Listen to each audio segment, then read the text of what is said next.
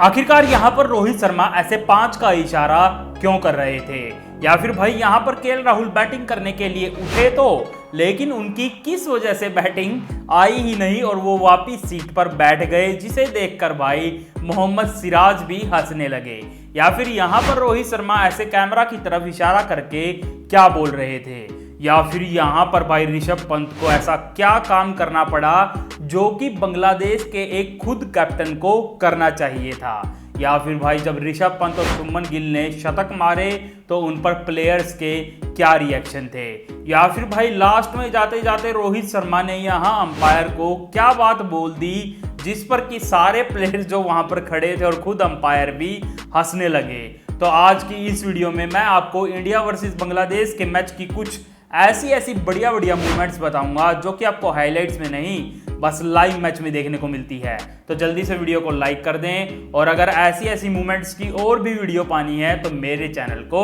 Subscribe कर दें। तो चलिए फिर वीडियो शुरू करते हैं। तीसरा दिन स्टार्ट होता है और ऋषभ पंत पूजा करके मैदान पर खेलने के लिए उतरते हैं और वो आकर बढ़िया बैटिंग भी करते हैं, लेकिन दूसरी तरफ शुभमन गिल भी भाई बढ़िया बैटिंग कर रहे थे और जो बोलते हैं उनको कि शुभमन गिल तो भाई टुक टुक करके खेलते हैं। आज मैं उनको बता दूं कि टेस्ट मैच में जब शुभमन गिल आज 39 रन पे बैटिंग कर रहे थे तो वहां से उस बंदे ने 2 छक्के मार के अपनी 50 पूरी करी थी, और जब 50 पूरी करी तो सारे प्लेयर्स उनके लिए ड्रेसिंग रूम से तालियां भी बजा रहे थे। गिल ने यहां पर भाई 50 तो पूरी कर ली थी, लेकिन दूसरी तरफ ऋषभ पंत जो बैटिंग कर रहे थे वो बैटिंग तो करते ही हैं, लेकिन जैसे कि उनके फैंस हैं उनको पता होगा भाई वो कितना बोलते हैं। कीपिंग के टाइम पे तो बोलते ही हैं, आज बैटिंग के टाइम पे तो भाई उन्होंने बांग्लादेश के कैप्टन को ये तक बोल दिया कि भाई मेरे लिए यहाँ पर एक मिड विकेट पे फील्डर लगेगा, यहाँ पे एक फील्डर लगा दो, यहाँ कोई नहीं खड़ा है। मतलब भाई वो बंदा बैटिंग कर रहा है और इंडिया का है वो खुद से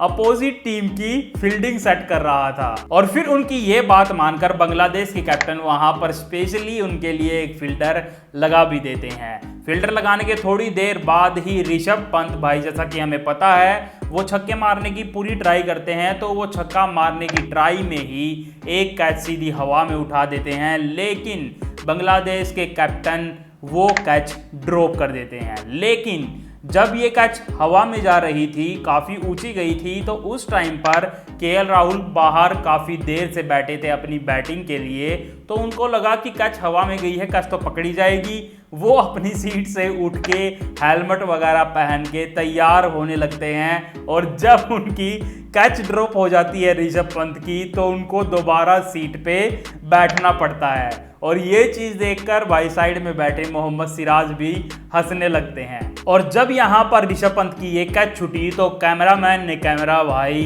रोहित शर्मा की तरफ किया, तो उसके साथ में रविंद्र जडेजा भी बैठे थे। वो वहाँ पर रोहित शर्मा को कुछ बता रहे थे कि उनको ऐसे कैच पकड़नी चाहिए थी, तो कैमरामैन का उन पर काफ़ी देर के लिए फोकस था। तो वहाँ पर रोहित शर्मा कैमरामैन को इशारा करते हैं, अबे हमें क्या दिखा रहा है, वहाँ कैच ड्रॉप हुई है उसको दिखा लेना। फिर इसके बाद जब ऋषभ पंत अपनी 90s में पहुंच चुके थे और उनका शतक होने ही वाला था, तो एक स्कोर कार्ड हमें दिखाया जाता है कि ऋषभ पंत 90s में भाई 7 बार आउट हो चुके थे। मतलब बंदा 7 बार आउट हो जाए तो थोड़ा बहुत डर जाए, लेकिन वो आज भी नहीं डरे और अपनी 90s में भी चौके छक्के आज भी मार रहे थे। और फिर जब वो 99 रन पर पहुंच गए थे तो भाई विराट कोहली थोड़ी देर के लिए बाहर प्रैक्टिस करने के लिए गए हुए थे, और प्रैक्टिस करने के बाद जब बाउंड्री लाइन के पास से वो जा रहे थे ड्रेसिंग रूम की तरफ, तो उन्होंने देखा कि ऋषभ पंत 99 रन पर बैटिंग कर रहे हैं। वो वहां पर रुके और जब ऋषभ पंत का पूरा शतक हुआ तो उन्होंने वहां पर उनके लिए तालियां बजाई, और साथ में ड्रेसिंग रूम में तो सारे खड़े होके उनके लिए तालियां बजा ही रहे थे, क्योंकि लगभग 650 दिन बाद ऋषभ पंत टेस्ट क्रिकेट में वापसी कर रहे थे। फिर इसके बाद भाई शुभमन गिल ने भी अपनी सेंचुरी पूरी कर ली थी, जिसके लिए रोहित शर्मा ने खड़े होके एक प्यारी सी स्माइल के साथ उनके लिए तालियां भी बजाई थी। और जब यहाँ पर इतने रन बन चुके थे इंडिया के, और इंडिया लगभग यहाँ पर बांग्लादेश से 480 रन से आगे था, तो भाई सबको लग रहा था कि इंडिया कब डिक्लेयर करेगा। तो उसी टाइम पर थोड़ी देर बाद रोहित शर्मा तो अपनी वाइट ड्रेस में बाहर आ चुके थे, फिर जो रविंद्र जडेजा बैट वगैरह लेके बैठे थे वो भी अंदर चले गए थे, और विराट कोहली भी वाइट ड्रेस पहन के बाहर आ गए थे, तो सबको लग रहा था अब इंडिया डिक्लेयर करने वाला है। तो कैमरामैन भाई रोहित शर्मा को ही दिखा रहे थे, तो रोहित शर्मा ने कुलदीप यादव के हाथों मैसेज तो भिजवा दिया था, लेकिन जब कैमरामैन बार बार रोहित शर्मा को दिखा रहे थे तो रोहित शर्मा कैमरामैन की तरफ इशारा करते हैं कि हाँ भाई 5 यानी कि हम 500 रन के आसपास डिक्लेयर कर देंगे।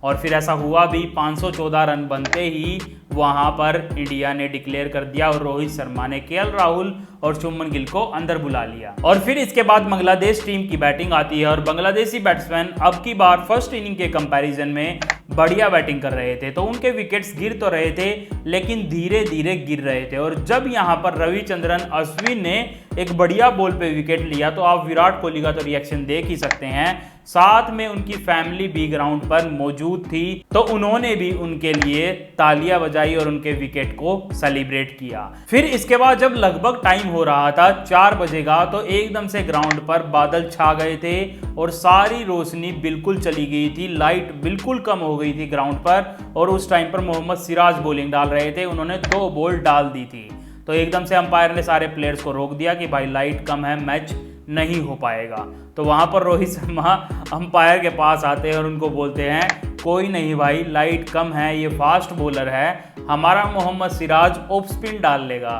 तो इस बात पर भाई सारे हंसने लगते हैं और मोहम्मद सिराज तो एक्शन भी करने लगते हैं। एक बार को तो लग रहा था कि सिराज आज तो स्पिन बॉलिंग डालेंगे, लेकिन फिर अंपायर अपना लाइट का मीटर लेके आते हैं और उसमें दिखाते हैं कि भाई लाइट बहुत कम है, यहाँ पर स्पिन बॉलिंग भी नहीं हो पाएगी। अगर होती तो भाई सिराज हमें स्पिन बॉलिंग डालते हुए दिखते।